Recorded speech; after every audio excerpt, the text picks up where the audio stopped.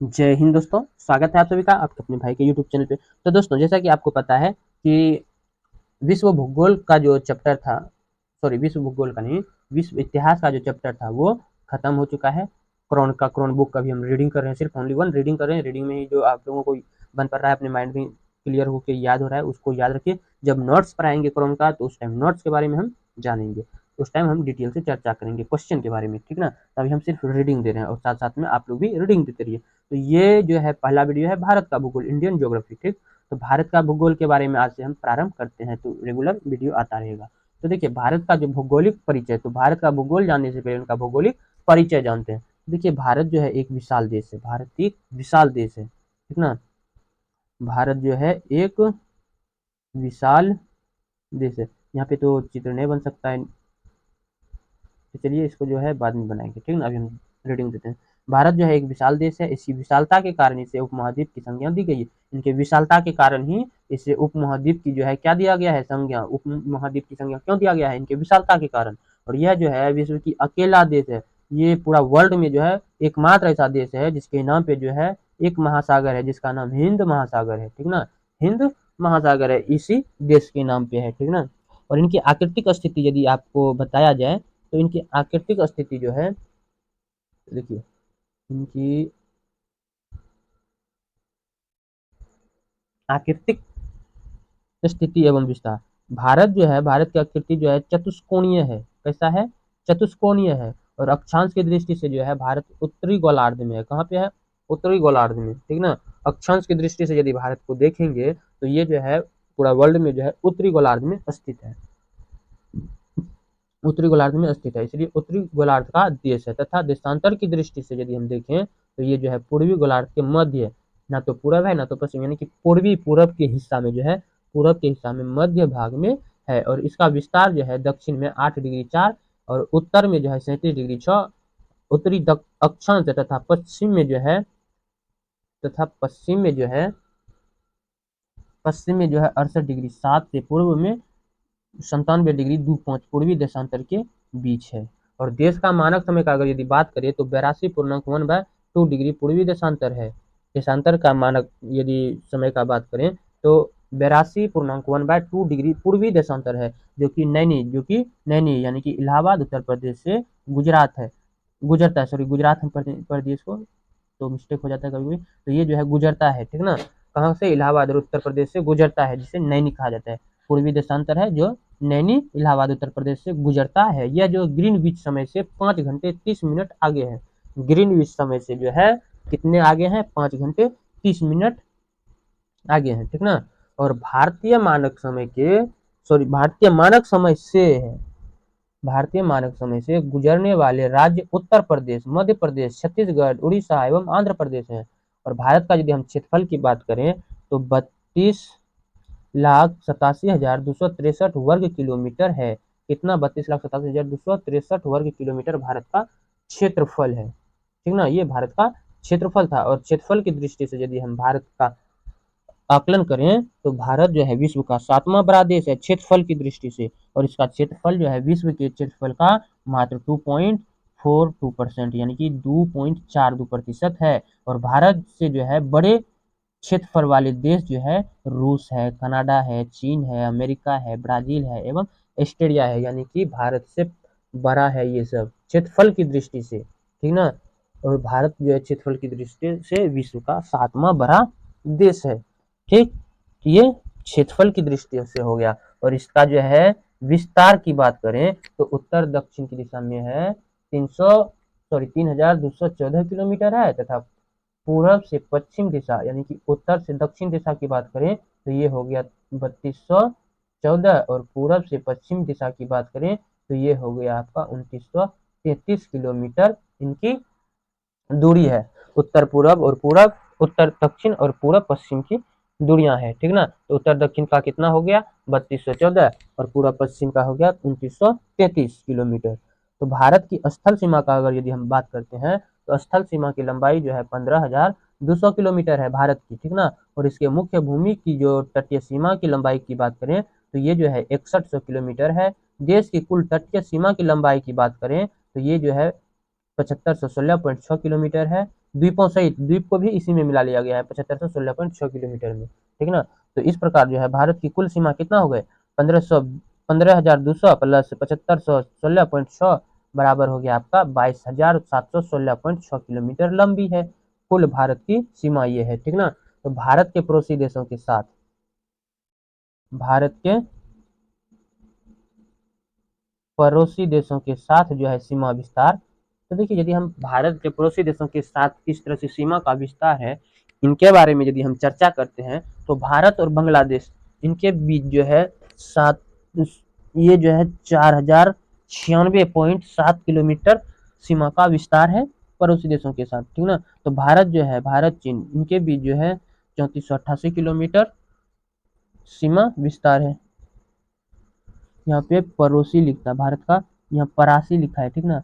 पड़ोसी इसको लिख दीजिए आप। तो पड़ोसी देशों के साथ सीमा विस्तार, ठीक।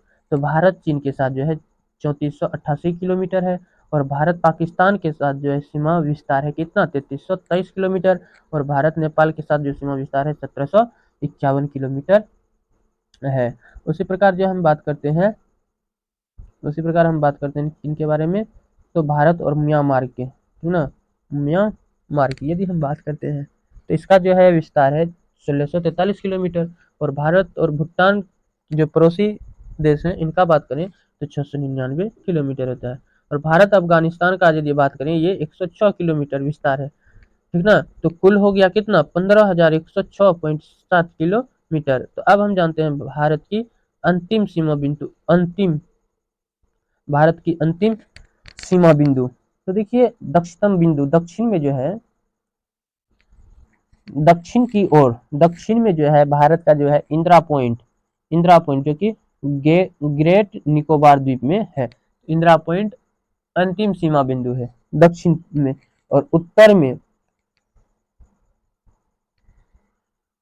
Indira point, Indira call, Indira call, Indira point, call हो गया उत्तर, पॉइंट हो गया दक्षिण। दक्षिण कहेगा तो पॉइंट इंदिरा पॉइंट होगा, और उत्तर कहेगा तो इंदिरा कॉल हो जाएगा। तो ये कॉल जो है लद्दाख में है, और ये जो है ग्रेट निकोबार द्वीप में है। तो इंदिरा पॉइंट जो है दक्षिणतम बिंदु का अंतिम सीमा बिंदु है। और उत्तर की बात अगर करें उत्तर दिशा में, तो इंदिरा कॉल जो लद्दाख में अवस्थित है वो जो है अंतिम सीमा बिंदु है, ठीक ना। उसके बाद भारत का सीमा खत्म हो जाता है। उसी प्रकार पश्चिम की बात अगर करें, भारत के पश्चिम की बिंदु की बात करें, तो ये जो है गोरमता होता है, गोरमोता, गोरमोता जो कि गुजरात में है। तो गोरमोता जो है ये सीमा का अंतिम बिंदु है, और यहाँ से जो है भारत का सीमा आगे खत्म हो जाता है, इसी के अंदर भारत का सीमा है, ठीक ना। गोरमोता जो कि पश्चिम का बिंदु है। और यदि हम पूर्वी पूरब ओर की बात करें, भारत की पूर्वी ओर की, तो ये जो है की बूथ जो है अंतिम सीमा बिंदु है भारत का, और ये जो है अरुणाचल प्रदेश में अवस्थित है, ठीक ना। और मुख्य भूमि की दक्षिणतम बिंदु, मुख्य भूमि जो है मुख्य रूप से सामने सामने जो मतलब ऊपर से आकलन करते हैं ना नीचे की ओर, तो मुख्य सामने में जो है सामने से मुख्य भूमि की दक्षिणतम सीमा, दक्षिण ओर की जो सीमा है ये कन्याकुमारी है। कहाँ? कन्याकुमारी, जो कि तमिलनाडु में है। तो ये कन्याकुमारी अंतिम सीमा बिंदु था। तब देखिए पड़ोसी देशों की सीमा पर अवस्थित भारतीय राज्य या केंद्र शासित प्रदेश। तो पड़ोसी राज्य जो है भारत के बगल बगल जितने भी पड़ोसी राज्य हैं, तो उस पे कौन कौन से राज्य टच करते हैं, ठीक ना। देखिए भारत का पड़ोसी राज्य कौन हो, चीन है ना, चीन। तो चीन में देखिए कौन कौन सा भारत का राज्य उनके सीमा में सटे हुए हैं। पहला तो हो गया लद्दाख, उसके बाद हिमाचल प्रदेश, देखिएगा मैप पे हिमाचल प्रदेश भी चीन की सीमा से टच करते हैं। और उत्तराखंड मैप में देखिए उत्तराखंड भी जो है चीन के सीमा को टच करते हैं, ठीक है ना। जितना भी नाम दिया है आप मैप पे देखिए। उसी प्रकार सिक्किम, सिक्किम भी चीन को टच करता है, और अरुणाचल प्रदेश भी चीन को टच करता है। यानी कि ये जो है 5 राज्य हैं भारत के जो चीन को टच करता है। और उसी तरह नेपाल को जो टच करता है, नेपाल को भी 5 राज्य टच करते हैं। कौन कौन? उत्तर प्रदेश भी टच करते हैं, उत्तराखंड भी टच करते हैं, और बिहार तो पूर्ण रूप से करते ही हैं, बिहार भी टच करते हैं नेपाल को, और पश्चिम बंगाल भी टच करते हैं, सिक्किम भी करते हैं। इस तरह से 5 हो गया, 5 राज्य भारत का जो ये पांचों राज्य है नेपाल की सीमा को टच करता है। और बांग्लादेश को जो है, बांग्लादेश को भी भारत के 5 राज्य टच करते हैं। पश्चिम बंगाल हो गया, असम हो गया, मेघालय, त्रिपुरा, मिजोरम, ये पांचों राज्य भारत के हैं जो कि बांग्लादेश की सीमा से सटे हुए हैं। तो उसी प्रकार पाकिस्तान की सीमा से जो सटे हुए हैं ये भी 5 हैं, गुजरात, राजस्थान, पंजाब, जम्मू कश्मीर, लद्दाख। तो ये पांचों राज्य जो भारत के राज्य हैं वो पाकिस्तान की सीमा से सटे हुए हैं। उसी प्रकार म्यांमार, म्यांमार में जो है भारत के 4 राज्य सटे हुए हैं। कौन कौन? अरुणाचल प्रदेश, नागालैंड, मणिपुर, मिजोरम। ये चारों राज्य जो है म्यांमार की सीमा में टच करते हैं। उसी के बाद आता है भूटान। भूटान जो है पड़ोसी देश, भूटान के साथ भी भूटान के सीमा में भी टच करते हैं भारत के कितने राज्य? 4 राज्य, जिसका कि नाम इस प्रकार है: सिक्किम, पश्चिम बंगाल, असम, अरुणाचल प्रदेश। ये चारों राज्य जो है भूटान के सीमा को टच करता है, मतलब बगल में ही है। तो अफगानिस्तान, अफगानिस्तान जो है इसको इसको भी टच करता है, यानी कि अफगानिस्तान को भारत का एक लद्दाख है जो कि टच करता है, ठीक ना। तो शीर्ष 5 क्षेत्रफल वाले राज्य। अब देखिए 5 क्षेत्रफल वाले राज्य को हम जानते हैं, राज्य भारत के अंतर अब आ जाएगा। तो देखिए इधर राज्य है और इधर राज्य क्षेत्रफल। तो देखिए राजस्थान का जो क्षेत्रफल है 34,200, सॉरी 34,02,000, कितना हो जाएगा ये? नींद जो लग रहा है ना, थोड़ा हम डबल दिखने लगता है। देखिए 3,42,239 वर्ग किलोमीटर हो जाएगा, ठीक ना। तो राजस्थान का क्षेत्रफल हो गया ये 3,42,239 हो जाएगा। और दूसरा यदि बात करें तो ये मध्य प्रदेश का क्षेत्रफल जो है ये हो जाएगा 3,08,245 वर्ग किलोमीटर। और महाराष्ट्र की यदि बात करें तो ये हो जाएगा 3,07,713 हो जाएगा। और इस तरह से यदि हम उत्तर प्रदेश की बात करें, इनका जो क्षेत्रफल है 2,40,928 वर्ग किलोमीटर है उत्तर प्रदेश का क्षेत्रफल। और यदि हम बात करें गुजरात की, तो गुजरात का क्षेत्रफल कितना है? गुजरात का क्षेत्रफल हो गया 1,96,024 वर्ग किलोमीटर, ये क्षेत्रफल था। तो इस वीडियो में यहीं तक।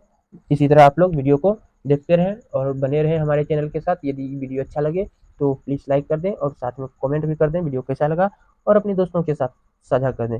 मिलते हैं अब अगले वीडियो में। जय हिंद, जय भारत।